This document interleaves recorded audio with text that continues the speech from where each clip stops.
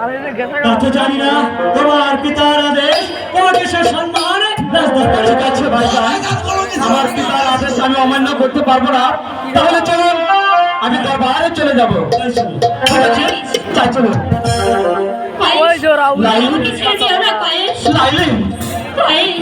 তুমি যদি আমাকে সত্যি সত্যি ভালোবাসো, বেঁচে থাকো, তাহলে এই পৃথিবীর এমন কেউ নেই যে আমার মুখ থেকে তোমাকে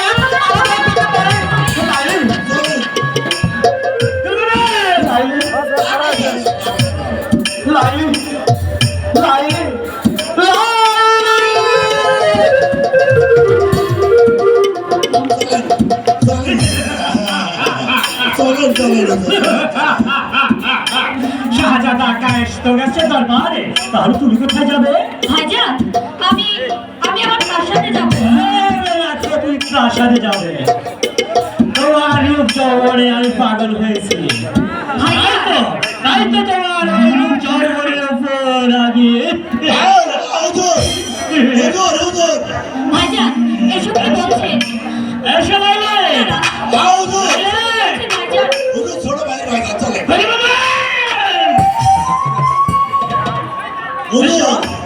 এসে শুনলে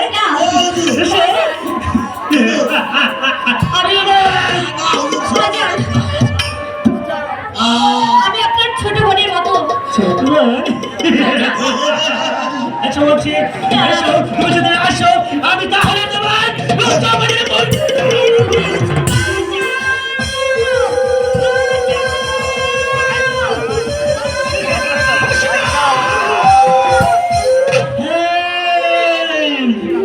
হঠাৎ কালো পাহাড়ে কেন? ভাইজান, আমি এসেছি এখানে, তুমি কি করো তাই দেখতে। আমি বলছিলাম যে এখান থেকে চলে যা ভাইজান, নইলে আমি তোকে ছোট ভাই বলে কোনোদিনও ক্ষমা করবো না। তাই বলছি তুই এখান থেকে চলে যা। না ভাইজান, আমরা দুটি ভাই একই মায়ের গর্ভে জন্মগ্রহণ করেছি, তাই তো আমি তোমাকে বলছি তুমি এই মুহূর্তে এখান থেকে চলে যাও। আমি কিছুতেই এখান থেকে যাবো না। যদি যেতে হয় তো খেয়ে যেতে হবে, আর যদি না যাস তাহলে তো জীবনটা এই মুহূর্তে শেষ করে দেবো। হ্যাঁ, ঠিক আছে ভাইজান, আমরা দেখতে চাই তার বাহুতে কত শক্তি আছে, তাহলে ভাই শক্তির পরীক্ষা নাই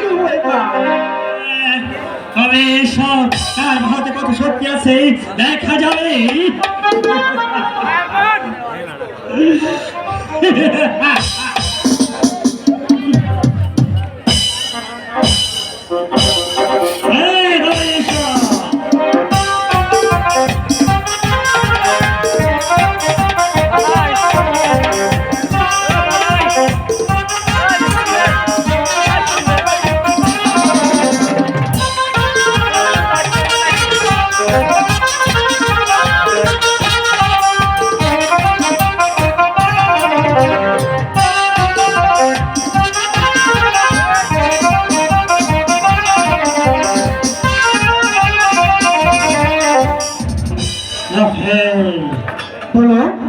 তুই আজকে আমাকে যে অপমান করেছিস, এই অপমানের বদলা আমি একদিন দিব।